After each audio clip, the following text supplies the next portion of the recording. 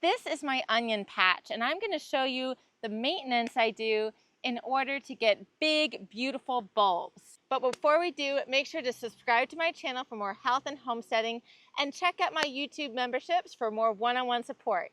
Let's dig in. So the first thing you should know after you plant your onions, in this case the onion sets, is you want to keep everything weed free.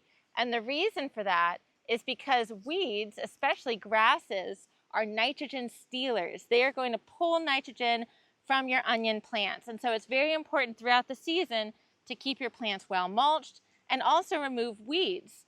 The bulbs are the root of the plant, and that's what we want to get nice and big, and that's only going to happen with a lot of nitrogen. And that brings me to rule number 2, which is fertilize your onions. I have different methods for fertilizing. I like to use a biodynamic living fertilizer that I've mentioned in one of my other videos, so check that out.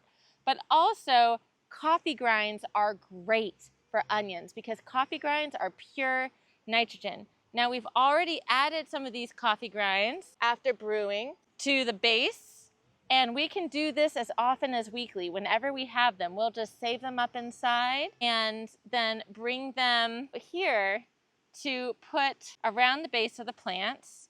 The next thing that we need to do is remove the flowers, and I just started noticing some of these onions are starting to flower. And when they do start to flower, we want to make sure to remove the flowers. Nitrogen is not going to go so much to the bulbs, but it's going to work on producing phosphorus, which is important for blooming and flowering.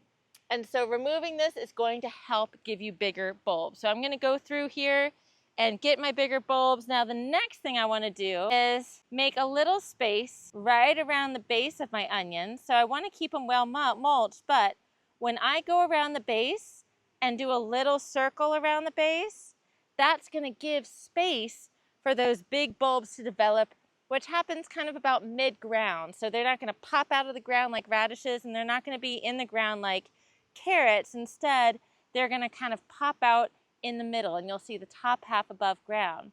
So I'm going to go through here and make sure that every little one has its space. And I'm going to go through and look for some more flowers to pull out and keep this bed looking really healthy. The very last thing that you want to do with your onions when they are anywhere from 6 inches to 12 inches tall is you're going to cut them back just like that in half. You can literally eat these like you would green onions.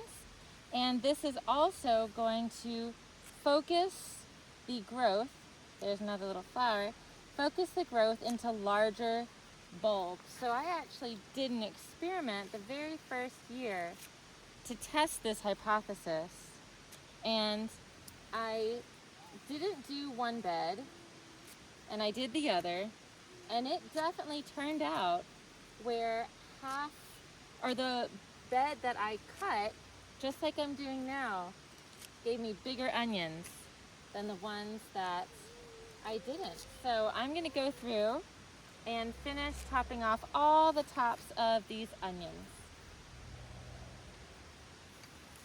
And then enjoy a nice handful of green onions to cook with. Now the nice thing about onions is they're relatively pest-free. There's really not a lot of bugs that go after onions. Oftentimes the only issue you might experience might be rot from too much water. And this is why you do not need to irrigate your onions unless you live in an area of major drought where you're not getting water for a month. You really don't need to water your onions. So follow these tips and expect to have some big, beautiful onions by the end of this season. I hope you enjoyed this video on some tips on growing some big, awesome onions this season. Hit that thumbs up button, subscribe to my channel for more health and homesteading content, and check out those YouTube membership, y'all, for one-on-one support.